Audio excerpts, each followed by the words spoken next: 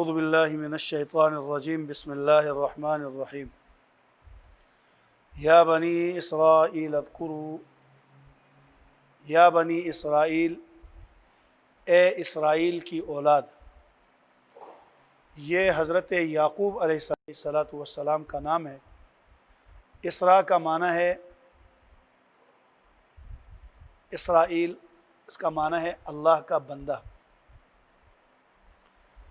یعنی عربی میں اس کو عبداللہ کہتے ہیں، عبرانی میں اسرائیل کہتے ہیں۔ رسول پاک علیہ السلام نے فرمایا کہ میرے سوا، یعنی اللہ کے نبی کے سوا کسی نبی کے دو نام نہیں ہیں سوائے یعقوب علیہ السلام کے۔ نبیوں میں یعقوب علیہ السلام وہ نبی ہیں جس کے دو نام ہیں، ایک ان کا نام یعقوب ہے اور دوسرا نام اسرائیل۔ یہاں ان کا نام یعقوب چھوڑ کر اسرائیل سے خطاب اس لیے کیا تاکہ ان کی قوم کو یہ معلوم ہو جائے کہ ہمارے نبی جن کے ہم اولاد ہیں وہ اسرائیل تھے، اللہ کے بندے تھے۔ جب ہمارے نبی اللہ کی عبادت کرنے والے تھے تو اولاد کو تو بطریق اولا اللہ کی عبادت کرنی چاہیے۔ یا بنی اسرائیل، اے یعقوب کی اولاد، اے اسرائیل کی اولاد، اذکروا، یاد کرو، نعمتی، میری نعمت کو، التی، وہ، انعمت علیکم، جو میں نے تمہارے اوپر انعام کی، یعنی میری ان نعمتوں کو یاد کرو جو میں نے تمہارے اوپر انعام کیا۔ وَأَوْفُوا، اور پورا کرو، بعہدی، میرے عہد کو، اوفی بعہدکم، میں تمہارے ساتھ کیے ہوئے عہد کو پورا کروں گا۔ وَإِيَّايَ فَارْهَبُونِ، اور خاص مجھ ہی سے ڈرو۔ میرے ساتھ کیے ہوئے عہد کو پورا کرو تو میں تمہارے ساتھ عہد پورا کروں گا۔ اللہ کے ساتھ ان کا کیا عہد تھا؟ چنانچہ پارہ نمبر 6 سورہ مائدہ رکوع نمبر 3 کے اندر اس عہد کا تذکرہ موجود ہے کہ اس میں اللہ جل شانہ نے بنی اسرائیلیوں سے جو عہد کیا تھا اس کا ذکر ہے۔ وَلَقَدْ أَخَذَ اللَّهُ مِيثَاقَ بَنِي إِسْرَائِيل، آیت نمبر 11 سورہ مائدہ 12۔ اور اللہ تعالیٰ نے بنی اسرائیلیوں سے پختہ معاہدے لیا تھا کیا، اور ان کے اندر 12 نقیب بھیجے اور فرمایا وقال اللہ انی معکم، اللہ نے فرمایا میں تمہارے ساتھ ہوں۔ کب؟ جب تم ان کاموں کو پورا کرو۔ وہ کون سا؟ لئن اقمتم الصلاۃ، اگر تم نماز قائم کرو، وآتیتم الزکوٰۃ، اور زکوٰۃ ادا کرو، وآمنتم برسولی، اور میرے رسولوں پر ایمان لے آؤ۔ تو گویا بنی اسرائیلیوں کو اپنے رسول پر ایمان لا کے باقی رسولوں پر ایمان نہ لائے تو گویا انہوں نے اللہ کے عہد کو پورا نہیں کیا۔ سارے رسولوں پر ایمان لانا ہے تو گویا رسول پاک علیہ السلام جب تشریف لائے تو اس معاہدے کے مطابق بنی اسرائیلیوں کو کس پر ایمان لانا چاہیے؟ ہمارے نبی پر ایمان لانا چاہیے۔ جب رسول پاک علیہ السلام نے اپنے نبوت کا اعلان کیا تو اب ان کو پچھلے نبیوں کو چھوڑ کر اس نبی کی شریعت میں آنا ہے۔ وَعَزَّرْتُمُوهُمْ، اور تم ان کی مدد کرو، اور وَأَقْرَضْتُمُ اللَّهَ قَرْضًا حَسَنًا، اور اللہ کے لیے تم قرض حسنہ دے دو، تو کیا ہوگا؟ تم اس معاہدے کو پورا کرو تو میں اوفی بعہدکم، میں اپنا معاہدہ تم سے پورا کروں گا۔ وہ کیا؟ لَأُكَفِّرَنَّ عَنْكُمْ سَيِّئَاتِكُمْ، میں تمہارے گناہوں کے لیے کفارہ کر دوں گا۔ وَلَأُدْخِلَنَّكُمْ، اور میں ضرور بضرور تم کو داخل کروں گا، جنات تجری من تحتها الانہار، ایسے باغات میں جن کے نیچے نہریں بہتی ہیں۔ تو اب نماز قائم کرنا، زکوٰۃ ادا کرنا، نبیوں اور رسولوں پر ایمان لانا، خصوصاً رسول اکرم صلی اللہ علیہ وسلم پر ایمان لانا، شریعت محمدی کے مطابق نمازیں قائم کرنا، روزے ادا کرنا، تو پھر میرا وعدہ یہ ہے کہ میں تمہیں جنت میں داخل کروں گا، لیکن تم پہلے اپنا معاہدہ پورا کرو۔ تو یہاں ان کو یاد کروایا جا رہا ہے اوفو بعہدی، تم میرے ساتھ کیے ہوئے معاہدے کو پورا کرو، اوفی بعہدکم، میں پورا کروں گا تمہارے ساتھ کیے ہوئے معاہدے کو۔ وَإِيَّايَ فَارْهَبُونِ، اور خاص مجھ ہی سے ڈرتے رہو۔ وَآمِنُوا، اور ایمان لے آؤ، بِمَا أَنزَلْتُ، جو میں نے نازل کیا ہے، مصدقاً، تصدیق کرنے والی، لِمَا مَعَكُمْ، اس چیز کو جو تمہارے ساتھ ہے، یعنی جو میں نے نازل کیا وہ کیا ہے؟ قرآن پاک، اور یہ قرآن پاک مصدق ہے، تصدیق کرنے والا ہے، کس چیز کی؟ لِمَا مَعَكُمْ، جو تمہارے پاس ہے، یعنی تمہارے تورات کی بھی یہ قرآن تصدیق کرتا ہے۔ قرآن نے بتا دیا ہے کہ تورات اللہ کی کتاب ہے، قرآن نے بتا دیا تورات اللہ کی، تو جب تمہاری کتاب کی بھی یہ تصدیق کر رہا ہے تو اس کتاب پر تو تمہیں ایمان لانا چاہیے، کیونکہ یہ تمہاری کتاب کی بھی تصدیق کرتا ہے۔ جب دیکھیں مصدق کو جب آدمی جھٹلا دے تو مصدق تو خود بخود جھوٹا ہوگا۔ بات سمجھ میں آ رہی ہے؟ دیکھیں فرقان کا کوئی مسئلہ ہے، میں اس کا تائید کرنے والا ہوں، آگے سے یہی مجھے جھٹلاتا ہے کہ نہیں جی یہ جھوٹا ہے، تو جب میں جھوٹا ہوں تو تصدیق کرنے والا جھوٹا ہے، تو جس کی تصدیق کی جا رہی ہو تو اس کا جھوٹ تو خود بخود ثابت ہو گیا کہ وہ کیا ہے، جھوٹا ہے۔ اس کو تو مجھے خوشی سے قبول کرنا چاہیے کہ میں اس کی تصدیق کرنے والا ہوں۔ آگے ظاہر کو میں کہتا ہوں کہ جی آپ کی یہ بات ہے اور میں تصدیق کرتا ہوں، یا آگے سے کہتا ہے میری تصدیق کرنے والا یہ جھوٹا ہے، تو اگر میں جس بات کا آپ اعلان کر رہے ہیں کہ یہ کام میرا ہے یا یہ چیز میری ہے، میں آگے سے تصدیق کرتا ہوں، یا آگے سے کہتا ہے میرا یہ مصدق تصدیق کرنے والا جھوٹا ہے، جب میں جھوٹا ہوں تو آپ تو خود بخود جھوٹے ہو گئے۔ بات سمجھ میں آ رہی ہے جی؟ قرآن کریم تمہاری کتاب تورات کی بھی تصدیق کرتا ہے کہ یہ اللہ کی کتاب ہے، اب تم اس قرآن کا اگر انکار کرو گے تو پھر تورات کی تصدیق کے لیے تمہارے پاس اور ثبوت کیا ہے کہ تورات اللہ کی، انا انزلنا التوراۃ فیہا حکم اللہ، تورات اللہ کی کتاب ہے، اس میں اللہ کا حکم ہے، یہ بات قرآن میں لکھی ہوئی ہے۔ قرآن تمہاری تورات کی تصدیق کرتا ہے، جب تم قرآن کا ہی انکار کرو گے، قرآن کی ہی تکذیب کرو گے، جب یہ جھوٹا ہے تو پھر اس میں جو تمہاری تورات کے بارے میں تصدیقات ہوئی ہیں پھر وہ سب کچھ کیا ہو گیا، تو جھوٹا ہو گیا، تو اس سے تو تمہاری کتابیں ساری جھوٹی ہو گئی۔ اسی لیے فرمایا وَآمِنُوا، اپنی کتاب کو بچانے کے لیے بھی تمہیں ایمان قرآن پر لانا ہوگا، وَآمِنُوا، اور ایمان لے آؤ، بما، اس چیز پر جو انزلت میں نے نازل کیا ہے، یعنی قرآن پاک۔ کون سا، یہ کیسا کلام ہے؟ مصدقاً، تصدیق کرنے والا ہے، یہ قرآن تصدیق کرنے والا ہے، لما، اس چیز کو، معکم، جو تمہارے پاس ہے۔ تمہارے پاس کیا ہے؟ یہود کے پاس تورات ہے، تمہاری تورات۔ وَلَا تَكُونُوا أَوَّلَ كَافِرٍ بِهِ، اور مت ہو جاؤ، وَلَا تَكُونُوا، اور مت ہو جاؤ، أَوَّلَ كَافِرٍ بِهِ، پہلے انکار کرنے والے، بھی اس کا، یعنی تم اس قرآن کا انکار کرنے والے پہلے مت بنو، یعنی اول نمبر پر تم انکار کرنے والے مت بنو۔ کیا مطلب؟ پہلے کوئی اور انکار کرے، بعد میں تم کرنا چاہو تو کر سکتے ہو، پہلے نہ کرو ورنہ گناہگار ہو جاؤ گے۔ اس کا یہ معنی نہیں ہے کہ بعد میں کرتے ہو تو کرو، پہلے نہ کرو۔ اس کا معنی یہ ہے چاہے قرآن کا انکار جو پہلے کرے وہ بھی کافر، جو بعد میں کرے وہ بھی کافر، لیکن تم پہلے انکار نہ کرو کہہ کر، میں کہتا ہوں ظہیر کوئی غلط کام ہے، میں کہتا ہوں آپ اس کو پہلے نہ کریں۔ اس کا کیا مطلب ہے کہ ذرا ٹھہرو، عمر کو کرنے دو، ٹھہرو فرقان کو کرنے دو، ٹھہرو حافظ صاحب کو کرنے دو، یہ سب کریں تو اس کے بعد کرو۔ اس کا یہ معنی نہیں ہے، اس کا معنی یہ ہے وَلَا تَكُونُوا أَوَّلَ كَافِرٍ بِهِ، اس غلط کام کو تم پہلے نہ کرو۔ کیا مطلب؟ تم پہلے کرو گے، جتنے پیچھے، یقیناً یہ برائی کا راستہ جو کھولو گے، جتنے پیچھے عمل کرتے جائیں گے وہ تو کافر ہوتے جائیں گے، تم بھی کافر ہو گئے ہو، لیکن ساتھ تمہیں ان سب کے کفر کا بھی گناہ ملے گا، کیونکہ راستہ گناہ کا تم نے کھول دیے۔ بات سمجھ میں آ گئی؟ اس کا یہ معنی نہیں ہے کہ تم پہلے انکار کرنے والے نہ بنو، یعنی بعد میں انکار کرنے والے بنو، نہ، اس کا معنی یہ ہے پہلے انکار کر کے دوسروں کے لیے انکار کے راستے ہموار مت کرو۔ بات سمجھ میں آ رہی ہے؟ حدیث پاک میں آتا ہے جو آدمی بھلائی کا راستہ نکالتا ہے، اور خود قرآن پاک میں بھی 5ویں سپارے میں آتا ہے، من یشفع شفاعۃ حسنۃ، جو آدمی اچھائی کا راستہ نکالتا ہے، اور جتنے لوگ اس اچھائی کے راستے پر چلتے ہیں تو اس اچھائی کے راستے نکالنے والے کو، اس اچھائی کا راستہ نکالنے کی وجہ سے جتنے لوگ اس اچھائی کے راستے پر چلیں گے ان سب کو ثواب ملے گا، پھر اکٹھا کر کے اس آدمی کو ملے گا جس نے اچھائی کا راستہ کھولا۔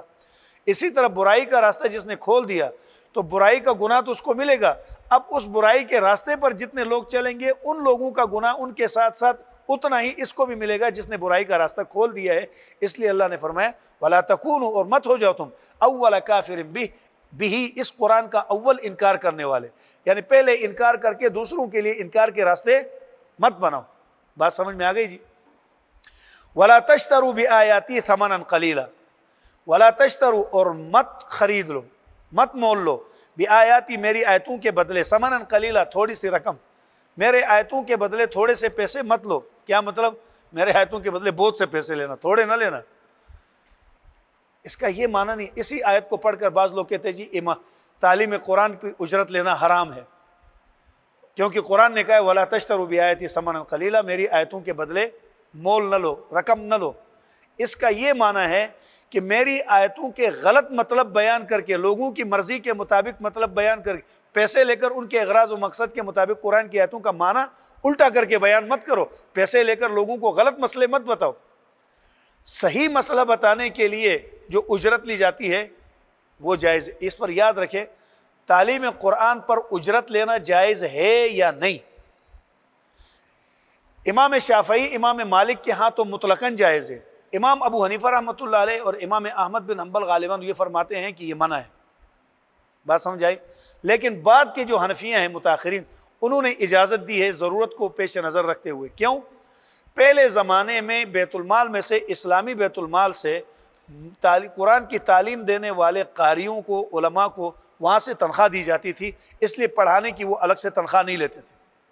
اب چونکہ اسلامی حکومتیں نہیں رہی، اس ملکوں میں اسلامی حکومتوں میں فطور رہا، اس لیے ان معلمین کے تو کوئی بیت المال سے خرچہ ملتا نہیں ہے، تو ضروریات تو ان کی بھی ہیں، تو بقدر ضرورت ان کو اپنے وقت کا معاوضہ لینا جائز ہے۔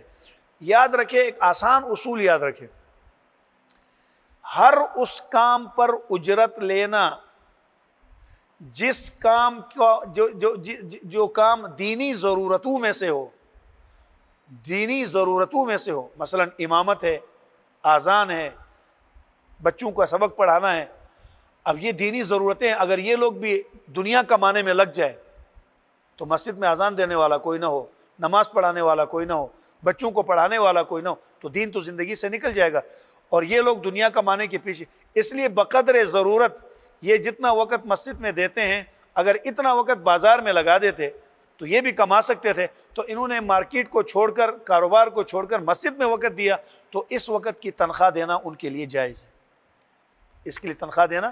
اب اسی پر فتویٰ دیا جاتا ہے کہ بھائی اب ان کی ضرورت ہے، اسی لیے وہ چیزیں جن کی دینی ضرورتیں نہ ہو، جن سے دین کا کوئی مسئلہ متعلق نہ ہو، ایسی صورت میں قرآن کے پیسے لینا جائز نہیں ہے۔ مثلا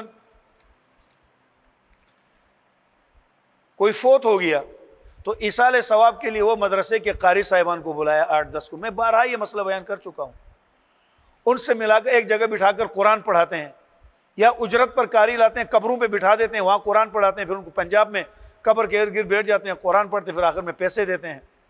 گھر میں بلایا 10-15 حافظ کو، قرآن پڑھایا، پیسے دے دیا یا روٹی کھلا دی، یہ جائز نہیں، یہ حرام ہے، یہ بالکل جائز نہیں۔ کیوں؟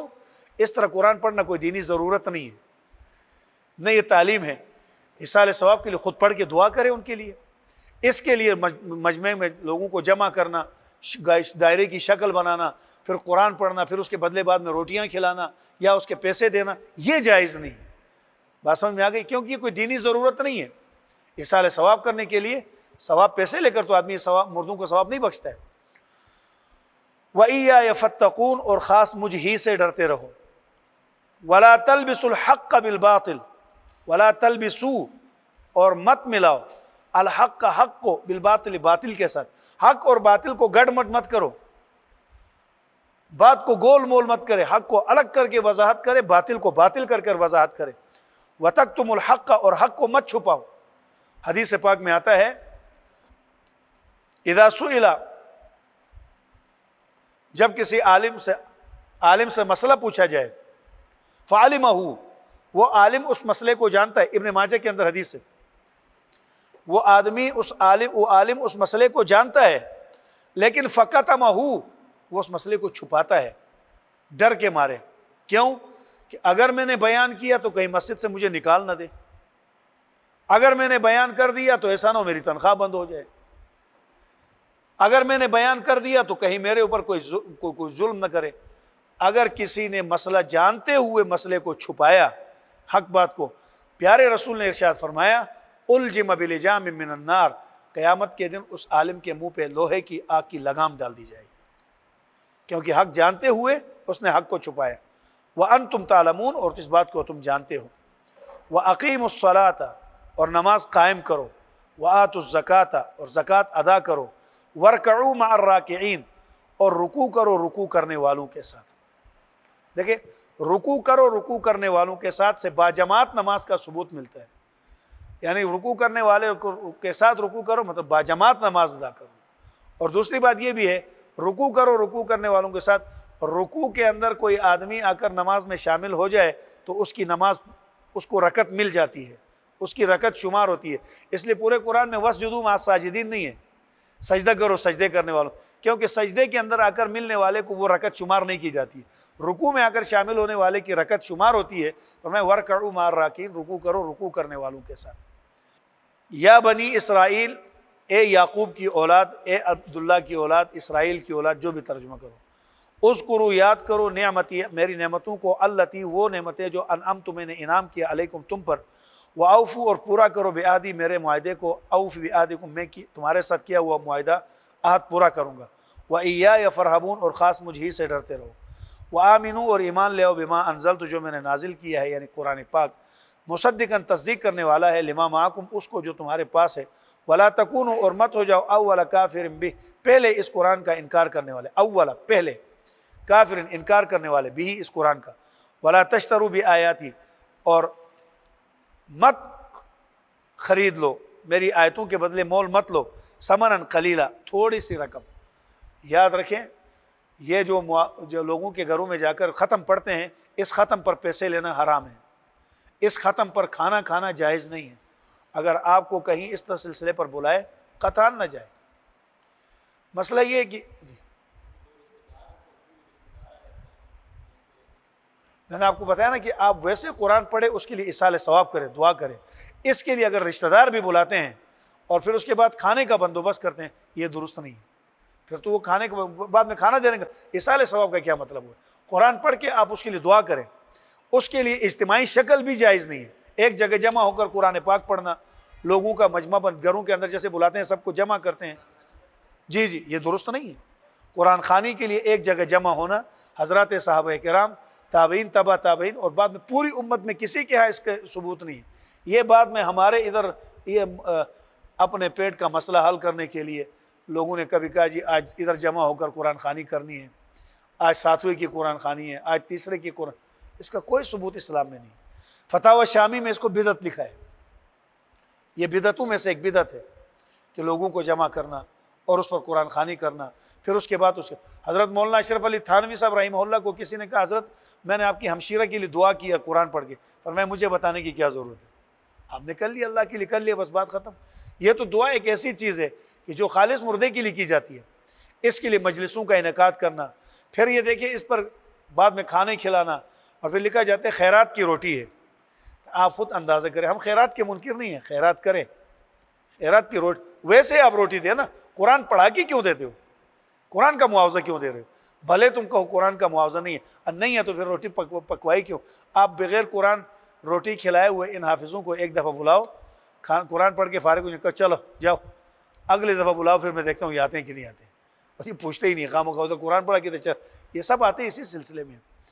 اور پھر میں آپ کو ایک مزے کی بات بتا دوں، ہمارے اس معاشرے میں جو خیرات کی روٹی کھلاتے ہیں، ماشاءاللہ آپ دیکھتے ہیں خیرات کے کتنے بڑے بڑے مستحقین آتے ہیں، پراڈو اور پیجاروں میں آتے ہیں، کہاں جا رہے ہیں؟ آج خیرات کی روٹی پہ بلائے۔ ہم ادھر کئی خیراتوں میں دیکھتے ہیں ناظم صاحب تشریف لا رہے ہوتے ہیں، ایم پی اے صاحب تشریف لا رہے ہوتے ہیں، علاقے کے سب سے بڑے غریب تشریف لا رہے ہیں، یہ ہمارے علاقے کے سب سے غریب لوگ ہیں۔ ایم پی اے کو کیا روٹی کھلاتے ہو؟ اگر تم نے خیرات کی روٹی ہی کھلانی ہے، ہمت کرو کہ علاقے کے سب سے غریب تر طبقے کو جمع کرو، ایک بھی مالدار کو دعوت مت دو، پھر دیکھنا خاندان میں باتیں کتنی ہوتی ہے، تو معلوم ہوگی ایک رسم ہے، خاندان والوں کو نہ بلاؤ تو جھگڑا شروع ہے۔ سب کہیں گے کہ جی دیکھو انہوں نے باپ کی خیرات کی روٹی کی، ہمیں نہیں بلایا، بھائی کی خیرات کی، ہمیں نہیں بلایا۔ یہ تو دعوت نامے کی شکل بن گئی، اس کے اندر تو گلے اور شکوے ہوتے ہیں۔ تو اسی لیے سب سے بہتر طریقہ یہ ہے خیرات کا، اپنے خاندانوں میں اس پر زور لگائے کہ متعدی نیکی کرے۔ دیکھیے ایک آدمی کا باپ دنیا سے گیا ہے، اس کو ایک روٹی کھلائے، 10 لوگ آ گئے، ہاتھ میں سگریٹ بھی ہے، باتیں بھی ہو رہی، روٹی تیار ہو گئی، کھا کے چلے گئے، کیا ہوا؟ نیچے والے کو تہے خاک ہم تو اکیلے رہیں گے، مٹی کے نیچے وہ بیچارہ تو اکیلے پڑا ہوا ہے۔ اس کے لیے کوئی ایسی نیکی کا کام کرے جو اس کو اجر ملتا رہے، کسی مسجد میں پیسہ لگا دو، اب وہاں جب تک نمازیں ہوتی رہیں گی اس کو اجر ملتا رہے گا۔ یا اللہ میں اپنے والد صاحب کی طرف سے یہ جو نیت کر کے مسجد میں لگا دے، کسی مدرسے میں لگا دے، کسی ایسا رفاع عامہ کا کام کرے جس پہ ہمیشہ لوگوں کو نفع ہوتا رہے اور اس کو ثواب ملتا رہے۔ تو اس چیز کی طرف لوگ نہیں آتے، ابھی نام نمود کا مسئلہ بن گیا یہ۔ خاندان میں کوئی آدمی 40واں نہ کرے تو سب اس کو دیکھیں، اس باپ نے، اس کا باپ مر گیا، 40واں ہی نہیں کیا اس نے 30واں ہی نہیں کیا۔ تو یہ سب بدعات اور فضولیات ہیں۔ خیرات کا ہم انکار نہیں کرتے، خیرات کرے، اس کے لیے کوئی دن متعین نہیں ہے۔ 100 روپے کے حافظ کو دے دیا، وہ خوش ہو کر چلے گئے، راستے میں ٹافیاں کھائی حافظوں نے، مزے سے مدرسے چلے، ایسا کرتے ہیں۔ تو یہ حرام ہے کہ قبر پر بلا کے قرآن پڑھوانا، اجتماعی شکلیں اختیار کرنا ہی منع ہے۔ بھائی دیکھیں، ایک آدمی کا باپ فوت ہو گیا ہے، جو درد اس کو ہے وہ تو کسی اور کو تو نہیں ہے، تنہائی میں بیٹھے قرآن پڑھے، اپنے باپ کو ثواب بخشے، کس نے منع کیا؟ روٹی کسی غریب کو روٹی کھلائے، کس نے منع کر دیا کہ کھلائے؟ لیکن اس کے لیے جو مروجہ صورتیں ہم نے بنائی ہوئی ہے، یہ ساری صورتیں ناجائز ہیں۔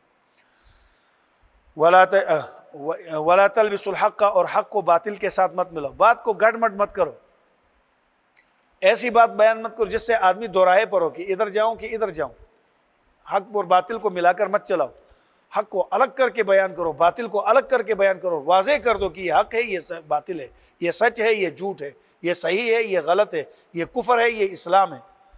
وَلَا وَتَكْتُمُوا الْحَقَّ، اور حق کو مت چھپاؤ، اگر حق کو چھپائیں گے تو اللہ کی لعنت ہے اس پر۔ کیا فرمایا قرآن میں؟ ان الذین یکتمون ما انزلنا من البینات، تحقیق وہ لوگ جو ہمارے نازل کردہ کو، جو ہم نے بینات واضح بیان کی ہیں، ان کو جو چھپاتا ہے، اولئک یلعنہم اللہ ویلعنہم اللاعنون، اس پر اللہ کی لعنت ہے اور لعنت بھیجنے والوں کی لعنت، یعنی زمین اور آسمان کی، جن و انس کی، کائنات کی ہر چیز اس کے اوپر لعنت بھیجتی ہے۔ اسی لیے اہل علم کے ذمے ہیں صرف حق مسئلے کو بیان ضرور کرے، لیکن اس کا طریقہ بھی حق ہونا چاہیے۔ ایک مسئلہ حق بیان کر رہا ہے لیکن طریقہ ایسا ناحق اختیار کیا ہوا ہے کہ اگلا کہتے ہیں مسئلہ بیان کر رہا ہے کہ لڑائی کر رہا ہے، اس لیے مسئلہ بھی حق ہو، طریقہ بھی حق ہو۔ ہارون الرشید کو کسی نے کہا، حضرت فلاں علاقے میں ایک مولانا صاحب ہیں، بڑے حق گو عالم ہیں، بڑے حق گو عالم ہیں، اگر اجازت ہو تو اس دفعہ جمعہ ان سے نہ پڑھوائیں۔ تو ہارون رشید بڑے علم دوست آدمی تھے، انہوں نے کہا بلا لو۔ وقت کے خلیفہ کی مسجد میں مولانا صاحب تشریف لائے، مسجد کے امام صاحب نے جا کر اس کو بلا کے لایا۔ تو ہارون رشید تو پہلی صف میں بیٹھتا تھا جمعے میں، وہ بادشاہ تھے جو نمازوں کا اہتمام کرنے والے تھے۔ اب مولانا صاحب ممبر پہ بیٹھے تو حق گوئی کا کچھ ایسا ہیضہ لگ گیا تھا مولانا کو، پورے مجمع میں پوری رعایا بیٹھی ہوئی ہے، وقت کا حاکم صف اول میں بیٹھا ہوا ہے، تو کہنے لگا او ہارون الرشید، تو نے فلاں موقع پر یہ ظلم کیا، تو نے فلاں موقع پر یہ زیادتی کر لی، تو نے فلاں موقع پر یہ غلط کام کیا، تو نے فلاں موقع پر یہ دیکھو ایک عام آدمی کی اس کی رعایا کے اور لوگوں کے سامنے بےزتی کی جائے تو برداشت نہیں، پھر یہ تو وقت کا خلیفہ ہے، پھر نیچے اپنی عوام، ساری قوم اور سارے ان کی رعایا بیٹھی ہوئی ہے۔ ہارون رشید علم دوست آدمی تھا، سر جھکا کے اس کی ساری باتیں سن لی۔ حضرت صاحب کا بیان ختم ہو گیا، نماز پڑھا دی، ہارون رشید اپنے گھر گیا اور اپنے مسجد کے امام کو بلایا اندر، کہا اس مولانا صاحب کو اندر بھیج دو جاؤ مولانا صاحب کو اندر بھیج دو۔ اس نے آ کر کہا مولانا صاحب آپ کو اندر بلا رہے ہیں آپ واقع بادشاہ صاحب، اور لوگوں نے کہا اب انتظار کرو، مولانا کی ڈیتھ باڈی باہر آئے گی، کیونکہ وقت کے حاکم کی جو سب کے سامنے اتنی جو بےزتی کی ہے۔ اندر گئے تو ہارون رشید علم دوست آدمی تھا، ایک تھیلے میں اشرفیاں سونے چاندی کی بھر کے مولانا صاحب کے سامنے رکھ دی، فرمایا یہ انعام ہے تیری حق گوئی کا، کیونکہ میں نے ایسا نڈر عالم، ایسا دلیر عالم کہ وقت کے حاکم کو سامنے بٹھا کر نام لے کر اس کی رعایا کے سامنے اس طرح اس کی مٹی پلیت کرنا، اتنا دلیر عالم میں نے ابھی تک نہیں دیکھا، چنانچہ آپ نے ایسا کر دیا، میں نے دیکھا تجھ سے بہترین اور دلیر عالم کوئی نہیں۔ مولانا صاحب انعام لے کر جانے لگے، کہا ایک بات سنو، انعام ہو گیا، مجھے صرف ایک بات بتا دو، مولانا صاحب آپ بہترین واعظ کرنے والے ہیں، بہترین نصیحت کرنے والے ہیں، یا موسیٰ علیہ السلام بہترین نصیحت کرنے والے ہیں؟ تو اس نے کہا کہ بادشاہ صاحب یہ آپ کیسی بات کر رہے ہیں، میں کہاں اور موسیٰ علیہ السلام کہاں، میں جتنی بھی اچھی تقریر کروں، واعظ کروں، میں ایک عام امتی ہوں، وہ اللہ کے پیغمبر ہیں، نبی ہیں، ان کی معصومانہ گفتگو کا میں کیسے مقابلہ کر سکتا ہوں؟ تو ہارون رشید نے کہا مطلب موسیٰ علیہ السلام آپ سے بہترین واعظ ہیں، آپ سے بہترین نصیحت کرنے والے ہیں؟ اس نے کہا بے شک۔ یعنی موسیٰ آپ سے بہترین ہے، آپ کم درجے کے. اس نے کہا بے شک. ٹھیک. کہا میں زیادہ برا ہوں یا فرعون زیادہ برا ہے؟ اس نے کہا بادشاہ صاحب یہ کیسی بات کر رہے ہیں آپ جتنے بھی برے ہوں آپ مسلمان تو ہیں، کمزوریاں اپنی جگہ، آپ فرعون سے لاکھ کروڑوں درجہ افضل ہے. اس نے کہا معلوم ہو گیا تو موسیٰ سے کم درجے کا واعظ ہے، وہ اعلیٰ درجے کا واعظ، اور میں فرعون سے کم درجے کا گناہ گار ہوں، وہ اعلیٰ درجے کا گناہ گار. کہا جی ہاں. تو کہا پھر اللہ نے قرآن میں تجھ سے بہترین واعظ کو، تجھ سے بہترین نصیحت کرنے والے موسیٰ کو مجھ سے برے شخص فرعون کے پاس جب بھیجا تو فرمایا موسیٰ فقولا لہ قولا لینا، فرعون سے بات نرمی سے کرنا. اللہ نے کیا فرمایا؟ فقولا لہ قولا لینا، اے موسیٰ اور ہارون تم دونوں جاؤ فرعون کے پاس. حالانکہ فرعون کون ہے؟ انہ طغی، سرکش آدمی ہے. انا ربکم الاعلی، میں سب سے بڑا خدا ہوں کے نعرے لگانے والا ہے. لیکن اس کے باوجود بھی اے موسیٰ اور ہارون فقولا لہ قولا لینا لعلہ یتذکر او یخشی، کہ تم جانا اور بات فرعون کے ساتھ نرمی کے ساتھ کرنا، دلیل مضبوط ہو، انداز نرم ہو. تو اللہ نے آپ سے بہترین واعظ کو مجھ سے برے انسان کے پاس جب بھیجا تو فرمایا کہ مجلس میں اس کی بےزتی نہ کرنا، کیونکہ عزت نفس ہر انسان کو پیاری ہے، بات نرمی سے کرنا.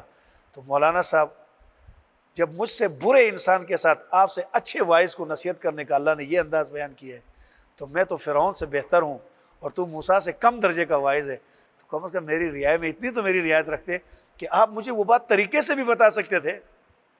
آپ وہ ساری باتیں کرتے، لیکن ضروری تھا سب کے سامنے اوے ہارون رشید تو نے ایسا کیا، اوے ہارون رشید تو نے ایسا کیا. آپ وہ گناہ، وہ نافرمانی، وہ زیادتی، وہ ظلم، وہ کمی جو مجھ میں، اس کا آپ تذکرہ کرتے کہ لوگ ایسے یہ بھی غلطی کرتے ہیں، ایسی زیادتی کرتے ہیں. تو آپ بات نرمی سے بھی کر سکتے تھے، کیونکہ نرمی سے ممکن ہے کہ اگلا آپ کی بات سے نصیحت حاصل کرے. تو مولانا صاحب نے سر جھکایا اور کہا. تو ہارون رشید نے نصیحت کی کیا کہ مولانا حق بات کو بیان کرنے کا اللہ نے حکم دیا ہے تو اس کا طریقہ بھی حق ہونا ضروری ہے. اگر بات حق ہو طریقہ نہ حق ہو تو وہ آدمی پر اثر نہیں کرتی، کیونکہ بات تو اس نے حق کی ہے لیکن طریقہ نہ حق ہے. اس لیے باطل کے ساتھ بھی جب گفتگو ہو تو بات حق کی ہو لیکن ہو طریقے سے، بات حق ہو لیکن ہو طریقے سے، نہ حق نہ ہو، اس کے اندر طریقہ نہ حق نہ ہو اور بدتمیزی کا عنوان نہ ہو. اپنے فریق مخالف کے ساتھ بھی بدتمیزی نہ ہو. ایک مسئلے پر اختلاف ہے، اختلاف کو اپنی دلیل کو خوبصورت انداز سے ان کے سامنے پیش کر دو، حق بات جو ہے اس کو خوبصورت کر کے پیش کر دو اور بدتمیزی کے ساتھ پیش نہ کریں. اور ممکن ہے آپ کا یہ حق بات کو پیش کرنا حق طریقے کے ساتھ ہو تو ممکن ہے اگلا نصیحت حاصل. اللہ تبارک و تعالیٰ مجھے آپ کو عمل واقعی الصلاۃ اور نماز قائم کریں. دیکھیں واقعی الصلاۃ نماز ادا کرے نہیں فرمایا، نماز قائم کرے. قائم کیسے ہوتی ہے کہ نماز کے فرائض، نماز کے واجبات، نماز کی سنتیں، نماز کے آداب، ان ساری چیزوں کی رعایت رکھی جائے.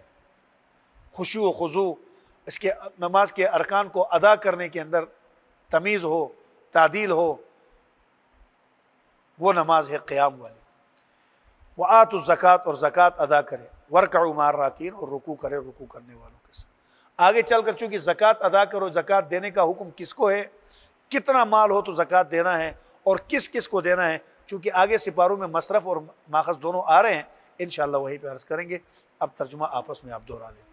اگر ہماری ویڈیو پسند آئی ہے تو اسے لائک کریں، کمنٹ کریں اور دوستوں کے ساتھ شیئر کریں. اور اگر ہمارا چینل ابھی تک سبسکرائب نہیں کیا تو اسے سبسکرائب کر دیں اور بیل آئیکن کو پریس کر دیں تاکہ ہر آنے والی ویڈیو آپ کو مل سکے. جزاک اللہ.